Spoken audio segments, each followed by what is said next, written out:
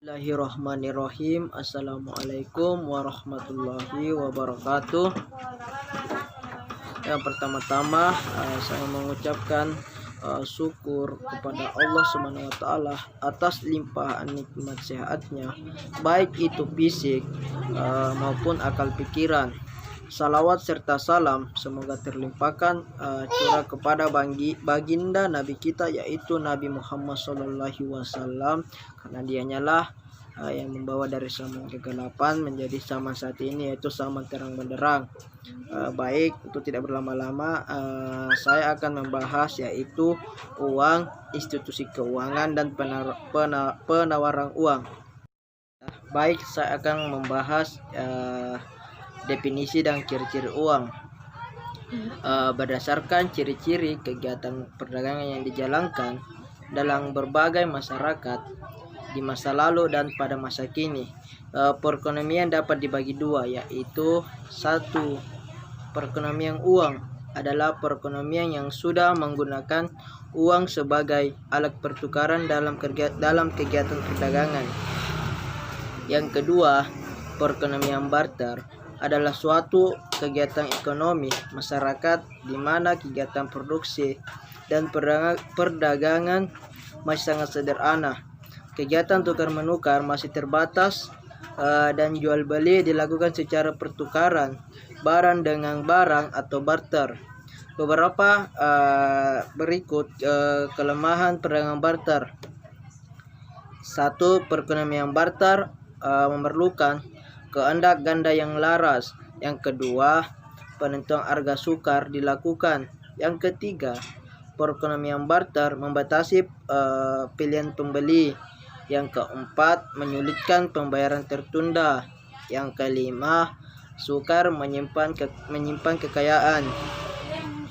Dari kesulitan yang akan timbul sebagai akibat dari ketiadaan uang seperti yang baru diterangkan di atas, dapatlah diambil kesimpulan bahwa uang diciptakan dalam perekonomian dengan tujuan untuk melancarkan kegiatan tukar menukar dan perdagangan. Maka uang selalu didefinisikan sebagai benda-benda yang disetujui oleh masyarakat sebagai alat pelantara untuk mengadakan tukar menukar atau perdagangan. Yang selanjutnya yaitu beberapa fungsi uang. Dalam ilmu ekonomi, peranan atau fungsi uang dalam melancarkan kegiatan perdagangan dibedakan menjadi dua, yaitu menjadi empat jenis, yaitu satu, uang sebagai perantara tukar menukar. Dengan adanya uang, kegiatan tukar menukar akan jauh lebih mudah dijalankan kalau dibandingkan dengan di dalam kegiatan perdagangan secara barter. Yang kedua, uang sebagai satuan nilai. Keuntungan selanjutnya dari penggunaan uang dalam masyarakat bersumber dari kesanggupannya untuk bertindak sebagai satuan nilai.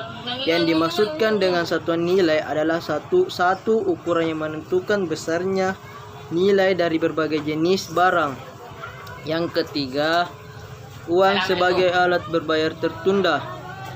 Transaksi dalam perekonomian yang sudah berkembang banyak dilakukan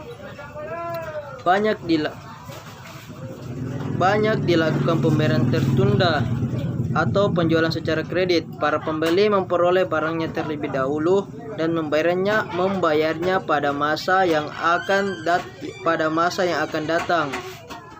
Yang keempat, uang sebagai alat menyimpan, di mana penggunaan uang ini memungkinkan kekayaan seseorang disimpan dalam bentuk uang.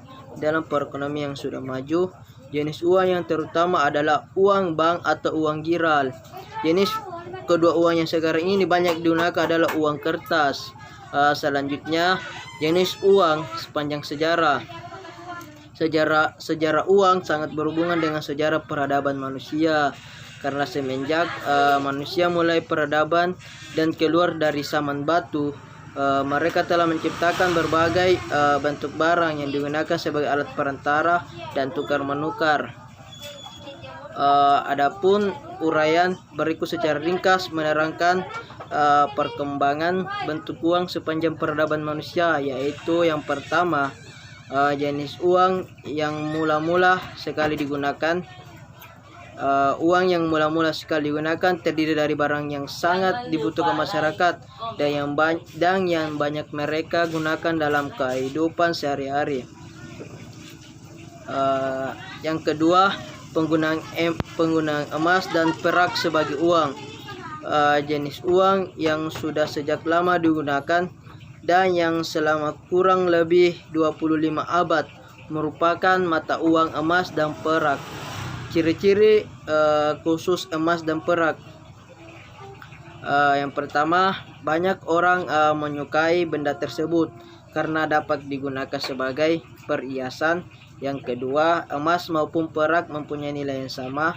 Yang ketiga, kedua-duanya tidak mudah rusak tetapi dapat digunakan dengan mudah dibagi-bagi apabila diperlukan. Yang keempat, jumlahnya sangat terbatas dan untuk memperolehnya membutuhkan biaya dan usaha. Yang kelima, kedua barang tersebut sangat stabil nilainya karena mereka tidak berubah mutunya dalam jangka panjang dan tidak mengalami kerusakan. Adapun kelemahan penggunaan emas dan perak, yang pertama yaitu memerlukan tempat yang agak besar untuk menyimpannya. Yang kedua, merupakan benda yang berat. Yang ketiga, sukar untuk ditambah jumlahnya. Perkembangan penggunaan uang kertas dan uang bank. Sebab perkembangan uang kertas, penggunaan uang kertas sebagai alat perantara dalam perdagangan menjadi sangat bertambah pesat perkembangannya setelah bank-bank umum mengeluarkan uang kertas tanpa terlebih dahulu mereka menerima emas dari para nasabahnya. Perkembangan uang giral atau kita bisa sebut uang bank. Sekarang bank umum tidak lagi diberi kewenangan oleh pemerintah untuk mengeluarkan uang kertas. Uang yang diciptakan bank-bank umum adalah uang giral. Uang giral juga bisa disebut sebagai uang bank atau rekening koran. Selanjutnya yaitu peranan dalam kegiatan bank umum. Adapun peranan dalam dan kegiatan bank umum yaitu seperti satu, jenis lembaga keuangan. Lembaga keuangan atau institusi keuangan bisa kita definisikan adalah semua perusahaan yang kegiatan utamanya adalah meminjamkan uang yang disimpankan kepada mereka. Lembaga keuangan yang lazim terdapat di sesuatu negara yang dibedakan menjadi beberapa jenis, yaitu bank umum atau perdagangan. Yang kedua, bank tabungan. Yang ketiga, perusahaan peminjaman. Yang keempat, pasaran saham. Yang kelima, perusahaan asuransi.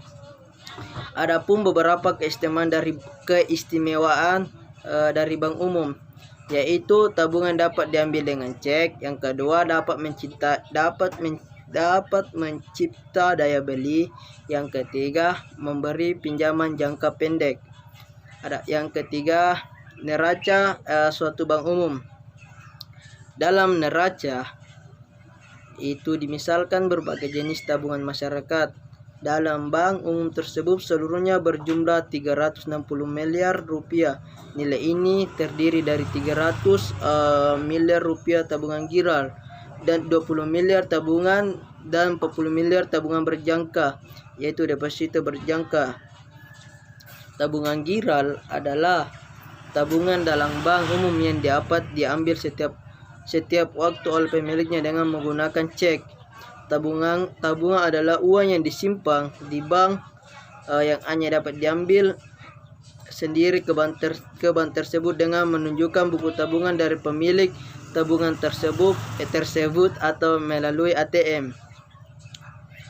Selanjutnya saya akan membahas yaitu proses penciptaan uang giral. Yang pertama yaitu penciptaan tabungan giral. Tabungan giral atau rekening koran yang diciptakan bank umum dapat dibedakan menjadi dua, yaitu tabungan giral utama dan tabungan giral derivatif. Apa itu? Kita definisikan apa itu tabungan giral utama, yaitu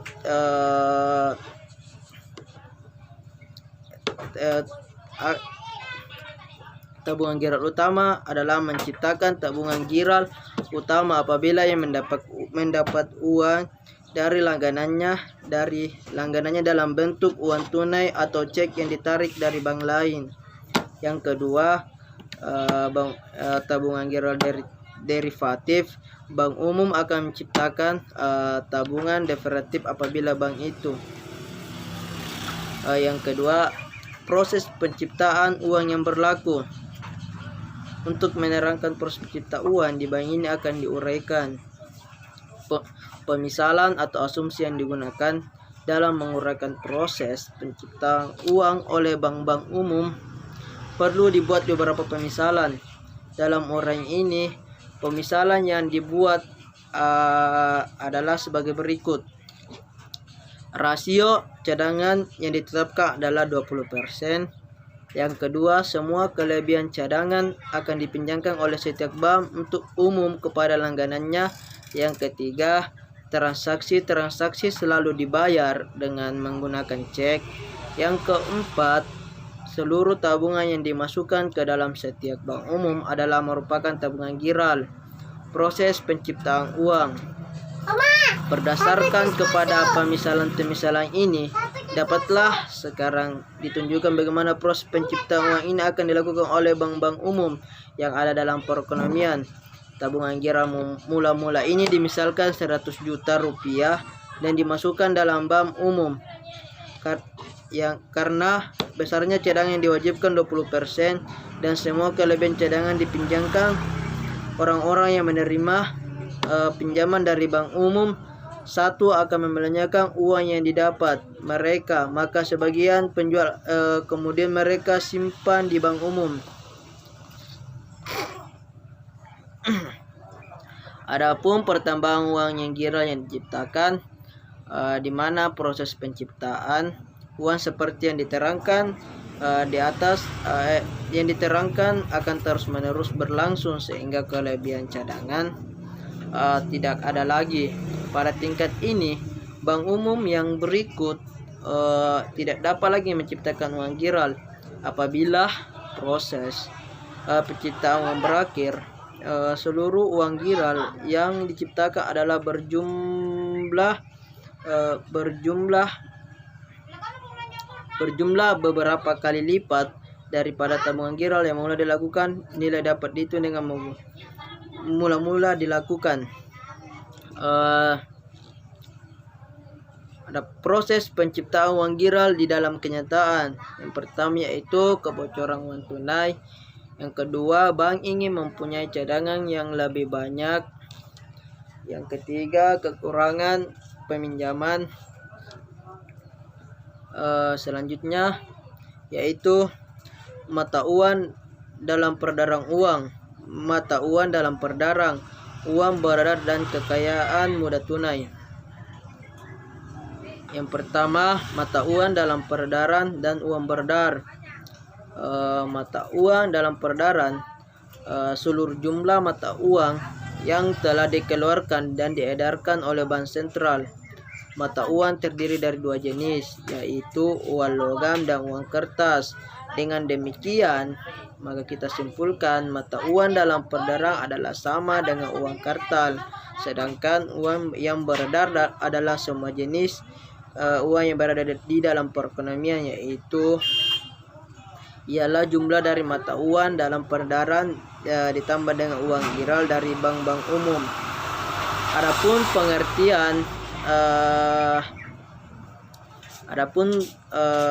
Pengertian uang beredar atau money supply dapat dibedakan menjadi dua, yaitu pengertian yang terbatas beredar adalah mata uang dalam peredaran ditambah dengan uang giral yang dimiliki perseorangan, perusahaan-perusahaan dan badan-badan pemerintah. Yang kedua, pengertian yang luas beredar meliputi mata uang dalam peredaran, uang giral dan non kuasi. Yang kedua, kekayaan mudah tunai. Kekayaan mudah tunai adalah harta-harta yang bersifat uang, yaitu sebagai jenis kekayaan yang dapat ditukarkan dengan barang atau dalam waktu yang cepat dan tanpa kerugian nilai. Tabungan dan deposito berjangka adalah kekayaan keuangan yang mempunyai tingkat mudah tunai yang hampir sama tingginya dengan uang, yaitu ia dengan cepat diubah menjadi uang. Satu kelemahannya adalah ia tidak dapat dengan serta-merta digunakan untuk membeli barang atau jasa. Selanjutnya yaitu perkembangan bank sentral. Yang pertama, perkembangan bank sentral di berbagai negara. Pada masa ini, hampir setiap negara mempunyai bank sentral, yaitu suatu bank yang diberi tugas oleh pemerintah untuk mengatur dan mengawasi dalam kegiatan lembaga-lembaga keuangan yang terdapat dalam perekonomian. Yang kedua, perbedaan kegiatan bank sentral dan bank umum. Yang pertama, dalam perekonomian hanya terdapat satu bank sentral. Yang kedua, bank umum kebanyakan dimiliki oleh pihak swasta. Yang ketiga, tujuan kegiatan bank sentral atau bank umum berbeda. Bank sentral diberi kekuasaan untuk mencetak uang kertas dan uang logam. Selanjutnya yaitu fungsi utama bank sentral. Fungsi utamanya yaitu pada umumnya bank sentral ditugaskan oleh pemerintah untuk menjalankan 5 kegiatan berikut. 5 kegiatan yaitu yang pertama, bank sentral sebagai bank kepada pemerintah. Bank pemerintah. Pemerintah dapatlah dipandang sebagai perusahaan raksasa. Setiap harinya ia harus membuat pengeluaran dan menerima berbagai jenis pendapatan seperti pendapatan dari pajak, pendapatan pajak penjualan dan pajak impor. Yang kedua, sebagai bank kepada bank umum, yaitu bank sentral bisa disebut sebagai bank dari bank-bank lainnya karena jasa-jasa yang diberikan kepada bank umum adalah sama sifatnya dengan jasa bank umum kepada masyarakat. Bank umum akan menyimpan sebagian dari uang tunai yang dimilikinya